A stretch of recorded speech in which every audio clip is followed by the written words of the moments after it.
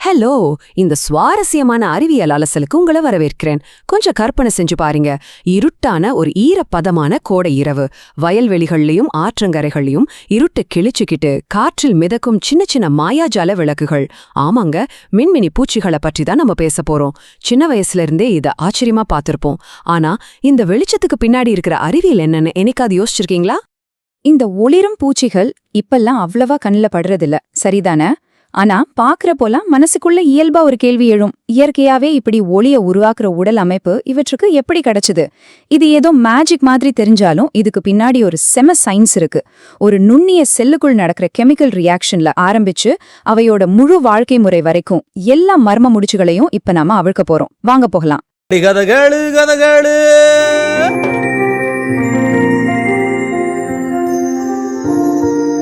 சரி, முதல் பகுதிக்குள்ள போகலாம். இயற்கை விளக்குகள் ஓர் அறிமுகம். மின்மினி பூச்சிகள்ங்கிறது அடிப்படையில் லாம்பிடே குடும்பத்தைச் சேர்ந்த வண்டுகள். இது ஏதோ நம்ம ஊர்ல மட்டும் நடக்கிற விஷயம் இல்லைங்க. உத்தரப்பிரதேசம் விலங்கியல் ஆய்வுதலில் வந்த தகவல் படி பார்த்தா உலக அளவுல இயற்கையா ஒளிய உருவாக்குற வண்டு இனங்கள் 2500க்கும் மேல இருக்காம். அதுல சுமார் 2200 இனங்களை மின்மினி பூச்சிகள்னே வகைப்படுத்தியிருக்காங்க. நினைச்சு பாருங்க, எவ்வளோ பெரிய நம்பர் இது. இவ்ளோ பரவலா இருந்தாலும் இது எப்படி ஒளிர்கிறதுங்கிறது பலருக்கும் இன்னும் ஒரு புரியாத புதிராதான் இருக்கு. அடுத்த பகுதி ஒளியின் வேதியியல் ரகசியம். ஒரு நுண்ணிய செல்லுக்குள்ள அந்த மேஜிக் எப்படி நடக்குதுன்னு பாப்போம். இதுல 4 ஸ்டெப் இருக்கு.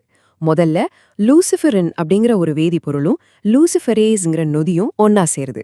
ரெண்டாவதா இந்த ரியாக்ஷன் நடக்கிற போட்டோசைட்டுகள் அப்படிங்கிற சிறப்பு செல்களுக்குள்ள ஆக்சிஜனும் செல்லுலார் ஆற்றலான ஏடிபியும் உள்ள நுழையுது. மூணாவதா சூப்பர் ஆக்சைடு அயோனிங்கிற ஒரு சிறப்பு மூலக்கூறு இந்த வேதிவினையை தூண்டி விடுது. கடைசியா இதோட விளைவா கண்ணுக்கு தெரிகிற ஒளி, அதாவது போட்டான்கள் உமிழப்படுது. சிம்பிளா சொல்லணும்னா இது இயற்கையே உருவாக்குன ஒரு மைக்ரோ எல்இடி பல்ப். நம்ம வீட்ல பயன்படுத்துற சாதாரண பல்பெல்லாம் கொஞ்ச நேரத்திலே சூடாயிடும், கவனிச்சிருக்கீங்களா? ஆனா இந்த மின்மினி பூச்சிகளோட ஒளியுல வெப்பமே இருக்காது. அதனாலதான் விஞ்ஞானிகள் இத குளிரொளி அல்லது கோல்ட் லைட்னு சொல்றாங்க. தன்னிடம் இருக்கிற ஆற்றல கொஞ்சம் கூட வீணாக்காம அப்படியே 100% ஒளியா மாத்துற இயற்கையோட மிகச் சிறந்த சிஸ்டம் இது. இப்போ பகுதி 3, உடற்கூறியலும் மரபணுக்களின் பங்கும். மின்மினியோட அந்த ஒளிரும் லேண்டான் பகுதி ஏதோ சும்மா ஒரு ஒளிரும் தோல் கிடையாதுங்க. அது பல அடுக்குகளை கொண்ட ஒரு மாஸ்டர் பீஸ். ஒளிய உருவாக்குற போட்டோசைட் செல்கள், அந்த ஒளிய வீணாக்காம வெளிய தள்ளுற பிரதிபலிப்பு படிகங்கள், அப்புறம் வேதிவினைக்கு தேவையான ஆக்சிஜனை கொண்டு வர அடர்த்தியான மூச்சு குழாய்கள், அதை கட்டுப்படுத்துற நரம்பிணைப்புகள், இப்படி ஒரு முழுமையான இன்ஜினியரிங் சிஸ்டமே அந்த சின்ன பூச்சிக்குள்ள இருக்கு. சரி, இந்த உறுப்பு உடல்ல எந்த இடத்துல வரணும்னு எப்படி முடிவாகுது? சின்ஹுவா ஃபு அப்படிங்கிற ஒரு சீன உயிரியலாளர் செஞ்ச ஆய்வுல இதுக்கு காரணமான மரபணுக்களை கண்டுபிடிச்சிருக்காங்க. அல்லாப்டி பி அப்புறம் அல்லங் 4.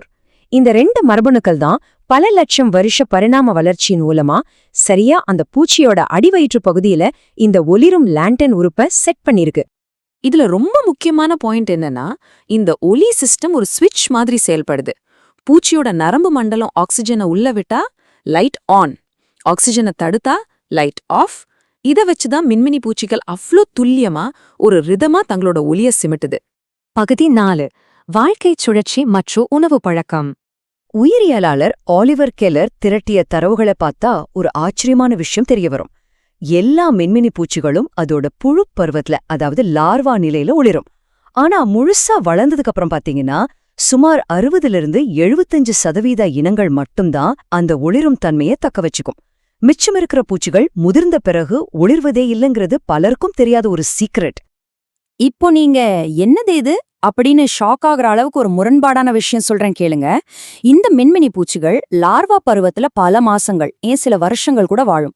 அப்போ அதுங்க நத்தைகள், சிலந்திகளுக்குள்ள விஷத்தை செலுத்தி வேட்டையாடுற கொடூரமான வேட்டைக்காரர்களா இருக்கும். ஆனா முழுசா வளர்ந்த பூச்சியா மாறினதும் வெறும் சில வாரங்கள் மட்டுமே வாழும். தேன் அல்லது மகரந்தத்தை மட்டுமே சாப்பிடும். சில வகை பூச்சிகள் எதையுமே சாப்பிடாம அமைதியா வாழ்ந்து செத்துரும். ஒரு காலத்துல பயங்கரமான வேட்டைக்காரன், அப்புறம் சாதுவான சன்னியாசி. விசித்திரமா இருக்குல்ல? அடுத்தது பகுதி 5, ஒளியால் பேசும் காதல் மொழி. அப்படியானால் முதிர்ந்த மின்மினி பூச்சிகள் எதற்காக ஒளிரணும்? பிரபல உயிரியலாளர் சாரா லூயிஸ் தன்னோட சைலண்ட் ஸ்பார்க்ஸ் புக்ல இத காதலின் மொழின்னு ரொம்ப அழகா சொல்றாங்க. இது வெறும் வெளிச்சம் இல்லைங்க, இது அடர்ந்த காட்டுக்குள்ள தனக்கான சரியான துணையை தேடி ஈர்க்க பயன்படுற ஒரு சிக்கலான கம்யூனிகேஷன் நெட்வொர்க். இந்த ஸ்லைட்ல ஒரு சுவாரஸ்யமான விஷயம் இருக்கு. ஒவ்வொரு மின்மினி பூச்சி இனத்துக்கும் அதற்கே உரிய தனித்துவமான ஃபிளாஷ் கோடுகள் இருக்கும். ஆண் பூச்சிகள் ஒரு குறிப்பிட்ட ரிதத்துல ஒளிரும். அதை பார்த்துட்டு அதே இனத்தை சேர்ந்த பெண் பூச்சிகள் ரிப்ளை சிக்னல் கொடுக்கும்.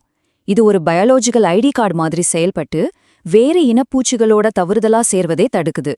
கடைசி பகுதி தற்காப்பு கவசமாக மாறும் ஒளி. இப்போ ஒரு லாஜிக்கலான கேள்வி. இப்படி இருட்டுல டார்ச் அடிச்ச மாதிரி பிரகாசமா ஒளிருந்தா பறவைகள் தவளைகள் மாதிரி வேட்டையாடுற விலங்குகளுக்கு ஹலோ நான் இங்கதான் இருக்கேன் வந்து சாப்பிடுங்கன்னு சொல்ற மாதிரி தானே இருக்கும். இது அந்த பூச்சிகளுக்கு ஆபத்தில்லையா? இதுக்கு இயற்கை கொடுத்திருக்கிற செம்ம மாசான பதில்தான் லியூசிபியூஃபாகின். இது மின்மினி பூச்சிகளோட உடம்புல சுரக்கிற ஒரு தற்காப்பு நச்சுப் பொருள். இந்த நச்சு மின்மினி பூச்சியோட டேஸ்ட ரொம்ப கேவலமா மாத்திடும். அதனால பறவைகளோ தவளைகளோ இது சாப்பிடாது. எப்படி விஷத்தவளைகளோட கலர்ஃபுல்லான நிறம் என்னை சாப்பிடாதேன்னு வார்னிங் கொடுக்குதோ அதே மாதிரிதான் இந்த மின்மினியோட ஒளியும் ஒரு பயங்கரமான எச்சரிக்கை சிக்னல். ஆக மொத்தத்துல இந்த உயிரி ஒளிர்வு அப்படிங்கிறது பரிணாம வளர்ச்சியோட ஒரு மாஸ்டர்பீஸ்.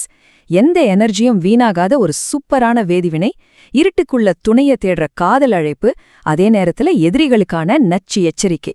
இந்த மூணும் சேர்ந்த ஒரு மேஜிக் தான் மின்மினி பூச்சியோட வெளிச்சம். நினைச்சு பாருங்க, இந்த ஒரு சின்ன மின்மினி பூச்சிக்குள்ளேயே இவ்ளோ பெரிய அறிவியல் ரகசியம் ஒளிஞ்சிருக்குன்னா, நம்ம வீட்டு கொல்லப்புறத்துல சுத்தி தெரியற இன்னும் எத்தனையோ பூச்சிகளுக்குள்ள என்னென்ன மைக்ரோஸ்கோபிக் ரகசியங்கள் மறைஞ்சிருக்கோ, அடுத்த முறை நீங்க மின்மினிய பார்க்கும்போது அது வெறும் வெளிச்சம் இல்ல, இயற்கை நமக்காக ஒளிச்சு வச்சிருக்க ஒரு மாபெரும் அறிவியல்னு உங்களுக்கு தோணும். இந்த அலசல்ல இணைந்ததற்கு ரொம்ப நன்றி.